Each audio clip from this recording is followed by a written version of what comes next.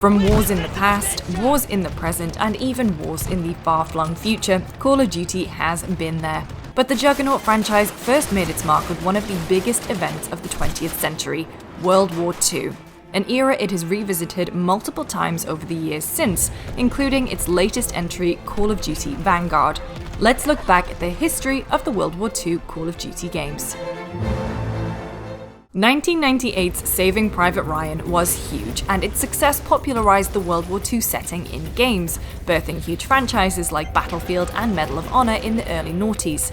Activision, seeing the buzz, decided it wanted its own Medal of Honor, and who better to make it than 2015 Studios, developer of 2002's Medal of Honor Allied Assault. A few of the 2015 team were unhappy with their contract with the game's publisher EA and decided to leave to form a new studio called Infinity Ward. Headed up by Vince Zampella, Grant Collier, and Jason West, Infinity Ward secured funding from Activision, which bought a 30% share in the studio and set out to make a game that was codenamed MOH Killer. Here you go! Coming across!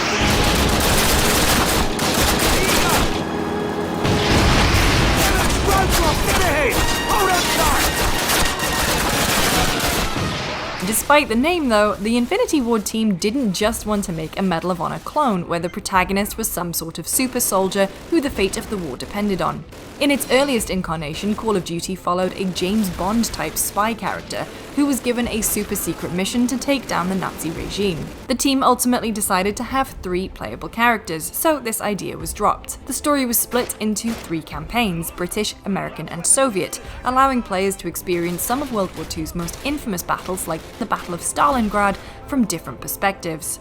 Its narrative was delivered mostly through pre-mission briefings.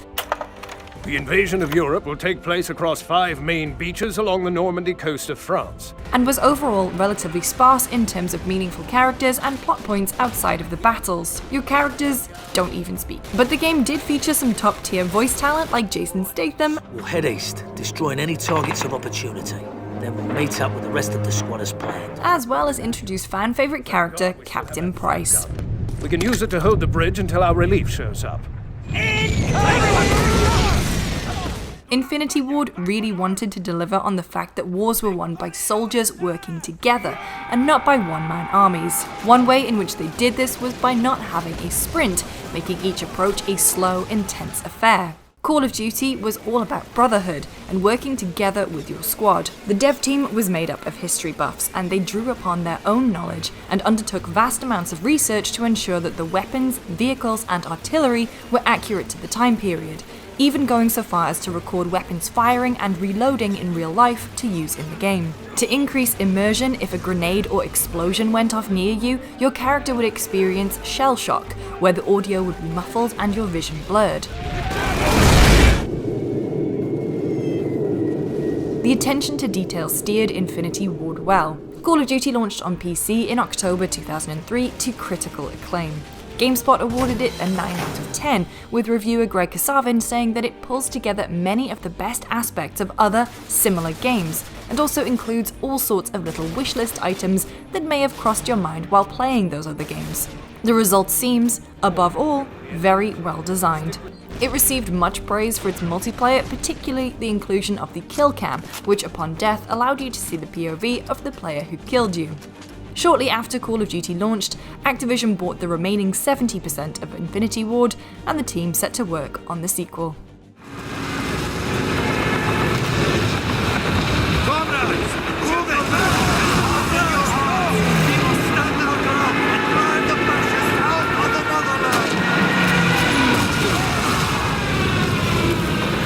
But before we saw Call of Duty 2, we got United Offensive, an expansion pack made by Grey Matter Interactive and Pi Studios. It added new single-player missions as well as more multiplayer content. Once again, the campaign was split up into 3, and while the levels were relatively straightforward, they were bigger and offered more variety to the gameplay. Grey Matter added bombastic, on-rails action sequences, including one on a plane and one with a gunboat. Overall, the game had a faster, more modern-feeling pace. There was sprinting, new weapons like flamethrowers, and the ability to cook grenades. Multiplayer saw a number of new additions, including new maps, a ranking system, and game modes, including domination and capture the flag. And while single player may have had on-rails missions, multiplayer offered a little more freedom by letting you drive, meaning you could cross those bigger maps with ease.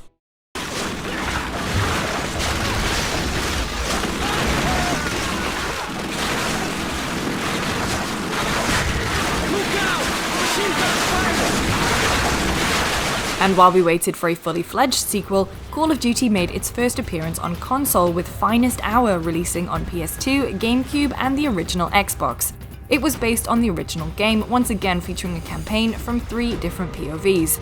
It fared okay on the older hardware, but Finest Hour wasn't exactly the best looking game, especially compared to the original game on PC, and it had some design quirks like a lack of checkpoints and impossible to predict grenade tosses. However, it did work harder to establish a more gripping and personal narrative. Developer Spark Unlimited even pulled in Brian Johnson from AC/DC to play Sergeant Starkey. Cock your guns, wet your sights, and ride on. Finest Hour had mixed reviews on launch, but sold over 1 million copies in just under a year. In 2005, Spark filed a lawsuit against Activision for $10 million, accusing Activision of fraud, misrepresentation, and breach of contract, claiming that Activision threatened to pull funding of Finest Hour unless Spark agreed to take a lower royalty rate on the game. Spark also filed an injunction to try to prevent the release of Call of Duty Big Red 1. Activision ended up countersuing, claiming monumental incompetence from Spark. As of 2007, the lawsuit was unresolved, with Spark going on to make Lost Planet 3 with Capcom. The developer eventually closed down in 2015.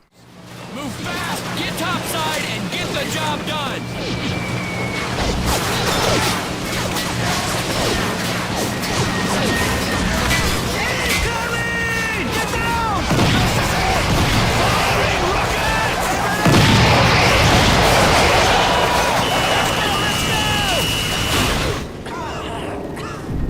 When it became clear that Halo 3 would not hit the launch window of the Xbox 360, Microsoft reached out to Activision to see if they could make a sequel to Call of Duty for the launch of its new next-generation console. Infinity Ward gleefully accepted, and the team expanded to ensure that both the Xbox 360 and PC versions of the game would hit the deadline. Call of Duty 2 was released in late 2005 for PC and as an Xbox 360 launch title. Once again, the campaign was split into multiple points of view, with developer Infinity Ward referring to missions as vignettes.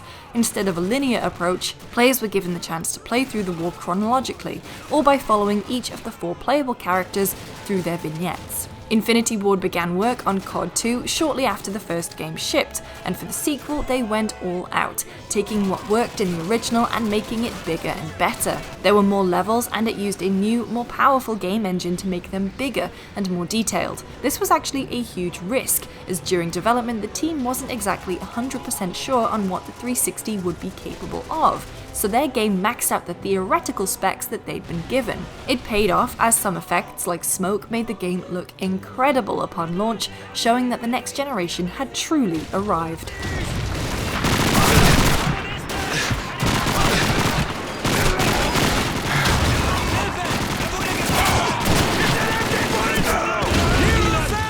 There were multiple objectives, and the reins were loosened on the player so you could tackle them in whichever order and way you liked. There was an even bigger emphasis on squad missions, meaning that the friendly and enemy AI was vastly improved. Enemy AI would work harder to flank you, and friendlies used something called battle chatter to inform you of what was happening around you.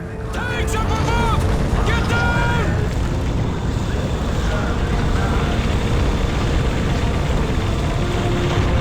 The game did include regenerating health, but removed the sprint that had been introduced in United Offensive. Multiplayer built on the groundwork of the previous titles, bringing back fan-favourite modes like Deathmatch and adding a new one, Headquarters. On Xbox 360, you were able to play 4-player split-screen multiplayer, and on Xbox Live, the multiplayer was limited to just 8 players, which made the large maps feel a bit empty. Call of Duty 2 became the biggest-selling Xbox 360 launch title, with over 80% of launch 360 owners also picking up a copy of the game. It looked like the MOH killer was well and truly picking up steam. Watch out!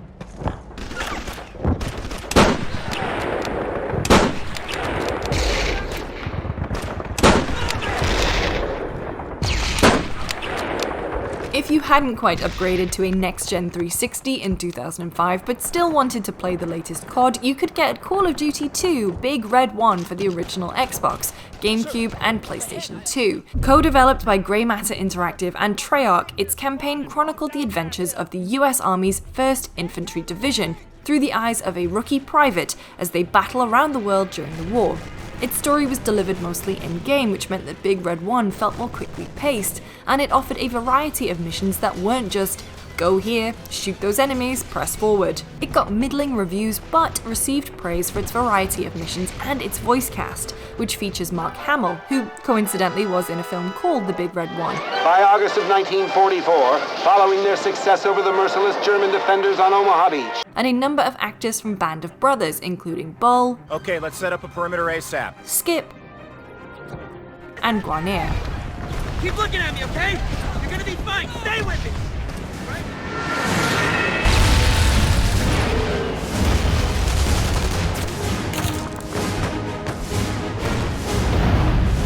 By this point, Call of Duty had become annualized, and with Infinity Ward hard at work on Call of Duty 4 Modern Warfare, the first CoD not set during the Second World War, Treyarch stepped up to make Call of Duty 3. Allegedly made in just 8 months, the game followed British, Polish, Canadian, and American soldiers through the events of the Normandy Breakout, the weeks-long push that allowed the Allies to recapture Paris towards the end of the war. With Treyarch revealing that the game had been built from the ground up for next gen, it came with a bunch of improvements like a better physics engine, destructible environments, and multiplayer that could handle up to 24 players rather than the paltry 8 from Call of Duty 2.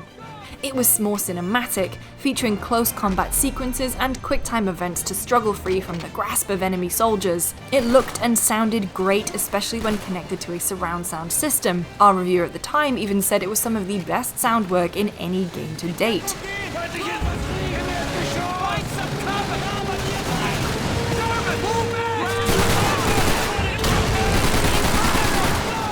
Gameplay-wise, it didn't exactly reinvent the wheel, but it was a solid entry. Call of Duty 3 was a launch title for the PS3, with some features specifically made to use its 6-axis motion controls. Interestingly, it doesn't have trophies because they just weren't a thing yet. But it didn't come out on PC, instead launching on just about everything else, including last-gen consoles and the Wii. It was perceived as kind of a slap in the face to the PC players who had been with the series since the start. The Wii version shipped without multiplayer and had a pretty unwieldy control scheme. All in all, the game was still a success, selling over 2 million copies in just 3 months. They found us! They're right behind me! Ah! Crowds! Get on the machine gun! Take Roads to Victory is a PSP exclusive game developed by Amaze Entertainment, because if Medal of Honor was on the PSP, Call of Duty was going to be on the PSP, goddammit. Admittedly, it wasn't that great, but then again, most first-person shooters struggle when on handheld consoles. In an attempt to be more comfortable to play, Roads to Victory offered different control schemes, a pretty over-enthusiastic auto-aim, and dumbed-down AI. But ultimately, it was pretty buggy, and the game's lack of checkpointing meant that frequently progress would be completely lost due to the game crashing.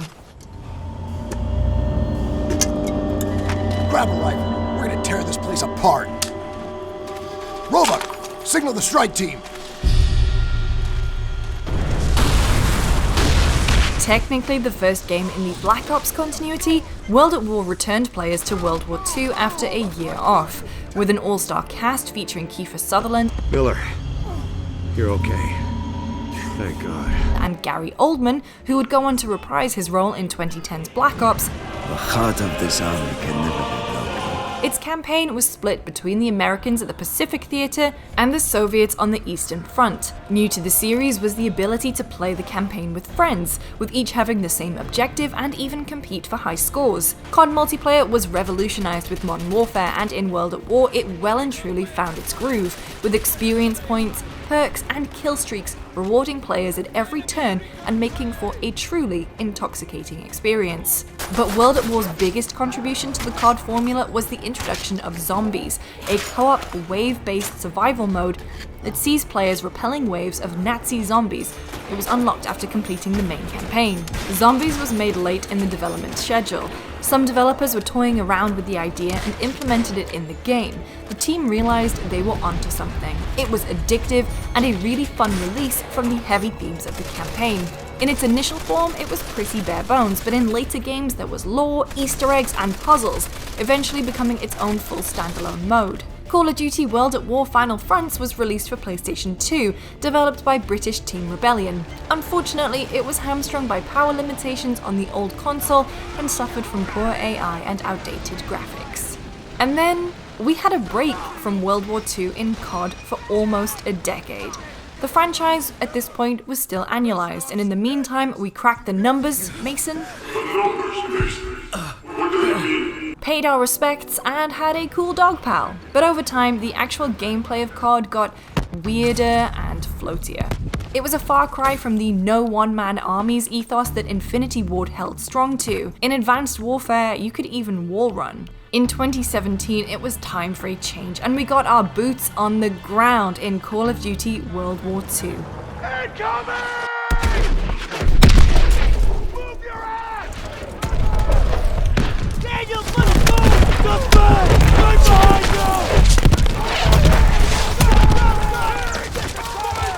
Now developed by Sledgehammer Games, a studio that had cut its teeth working with Infinity Ward on Modern Warfare 3, World War II removed the gamier parts of CoD, like regenerating health and double jumps, and its campaign was far more mature than anything CoD had touched before, even featuring Nazi concentration camps and showing the atrocities of war. Its multiplayer also saw numerous changes and additions, like a new class system called Divisions, a social hub space called Headquarters, and a new game mode called War. Similar to Battlefield's Rush, the multi-phased mode sees one team attempt to conquer areas on a huge map while the other defends.